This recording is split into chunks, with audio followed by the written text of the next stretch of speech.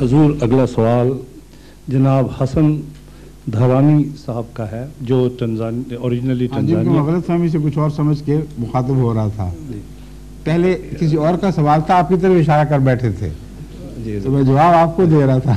یہ کیسے بیٹھے ہوئے دوست؟ حضور اوریجنلی ٹنزانیہ سے ہیں, ویسے سٹن سے تشریف لائے ہیں. ان کا اسماعیلیہ فرقے سے تعلق ہے. بالکل ٹھیک ہے, تشریف لائیے. السلام علیکم. وعلیکم السلام. میں آپ کو انگریز میں پوچھ سکتا ہوں, آپ جواب؟ ہاں, آپ انگریزی میں پوچھیں, میں اس کا ترجمہ بھی کروں گا, جواب اردو میں دوں گا. ٹھیک ہے, شکریہ.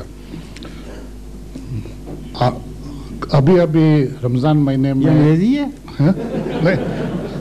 پہلی دفعہ ایسی انگریزی سنی ہے. نہیں, رمضان مہینے میں پروگرام آتے تھے ٹیلی ویژن پہ, اس پہ سورہ آیت پہ ایک آیات ہے کہ یا ایھا الذین آمنوا اطیعوا اللہ اطیعوا الرسول واولو الامر. What is the understanding of the word ulul amri according to you? قرآن کریم کی یہی آیت جس کا آپ نے ذکر فرمایا ہے اس سوال کا جواب دے چکی ہے جو آپ نے اٹھایا ہے, کیونکہ آگے جا کر فرماتا ہے فَإِذَا تَنَازَعْتُمْ فِي شَيْءٍ فَرُدُّوهُ إِلَى اللَّهِ وَرَسُولِهِ. اولو الامر کا وہاں ذکر نہیں فرمایا. بس اگر اولو الامر سے مراد خدا کا فرستادہ امیر یا امام ہے تو اس کے ساتھ دین کے معاملے میں جھگڑا ہو سکتا ہے اور اس جھگڑے کو پھر اس کی طرف نہیں لے جانا, جس کا مطلب وہ غلطی کر سکتا ہے. اگر غلطی کر سکتا ہے تو امام یا امیر کیسے ہو گیا؟ بس یہاں اولو الامر سے مراد دنیاوی بادشاہ ہیں جن کے پاس حکومت ہو, ان سے ان کی اطاعت کرو. یہی قرآن کی تعلیم ہے. انگلستان میں آپ اطاعت نہیں کرتے برٹش حکومت کی, کیا قرآن کے خلاف کرتے ہیں؟ مگر اگر مذہب میں اختلاف ہو جائے, وہ کہیں نماز نہیں پڑھنی, وہ کہیں کلمہ نہیں پڑھنا, جیسا کہ پاکستان میں ایم یو کو کہا جاتا ہے, تو ہر بات میں اطاعت کرتے کہتے یہاں اب تمہاری اطاعت ختم. ردوہ الی اللہ ورسولہ. جب اولو الامر سے صاحب حکومت سے اختلاف ہو جائے تو پھر اللہ اور رسول کی بات مانو, اولو الامر کی بات بے شک نہ مانو. سمجھ گئے؟ شکریہ.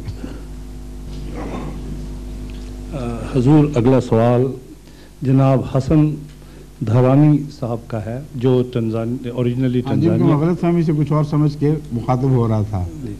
پہلے کسی اور کا سوال تھا, آپ کی طرف اشارہ کر بیٹھے تھے تو میں جواب آپ کو دے رہا تھا. یہ کیسے بیٹھے ہوئے دوست؟ حضور اوریجنلی ٹنزانیہ سے ہیں, ویسے سٹن سے تشریف لائے ہیں. ان کا اسماعیلیہ فرقے سے تعلق ہے. بالکل ٹھیک ہے, تشریف لائیے. السلام علیکم. وعلیکم السلام. میں آپ کو انگریز میں پوچھ سکتا ہوں, آپ جواب؟ ہاں, آپ انگریزی میں پوچھیں, میں اس کا ترجمہ بھی کروں گا, جواب اردو میں دوں گا. ٹھیک ہے, شکریہ. ابھی رمضان مہینے میں انگریزی ہے, پہلی دفعہ ایسی انگریزی سنی ہے. نہیں, رمضان مہینے میں پروگرام آتے تھے ٹیلی ویژن پہ, اس پہ سورہ آیت پہ ایک آیات ہے کہ یا ایھا الذین آمنوا اطیعوا اللہ اطیعوا الرسول واولو الامر. What is the understanding of the word ulul amri according to you?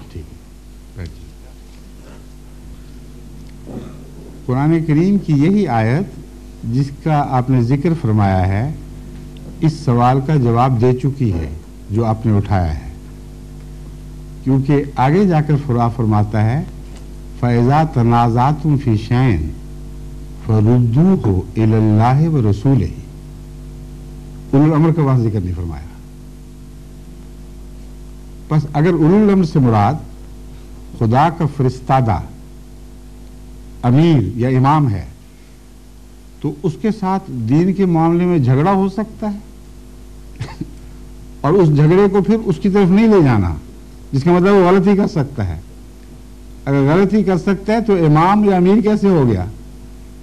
بس یہاں اولی الامر سے مراد دنیاوی بادشاہ ہیں، جن کے پاس حکومت ہو، ان سے ان کی اطاعت کرو، یہی قرآن کی تعلیم ہے۔ انگلستان میں آپ اطاعت نہیں کرتے برٹش حکومت کی، کیا قرآن کے خلاف کرتے ہیں؟ مگر اگر مذہب میں اختلاف ہو جائے، وہ کہیں نماز نہیں پڑھنی، وہ کہیں کلمہ نہیں پڑھنا، جیسا کہ پاکستان میں MU کو کہا جاتا ہے، تو ہر بات میں اطاعت کرتے کہتے یہاں اب تمہاری اطاعت ختم، ردوہ الی اللہ ورسولہ۔ جب اولو الامر سے صاحب حکومت سے اختلاف ہو جائے تو پھر اللہ اور رسول کی بات مانو، اولو الامر کی بات بے شک نہ مانو۔ سمجھ گئے؟ شکریہ۔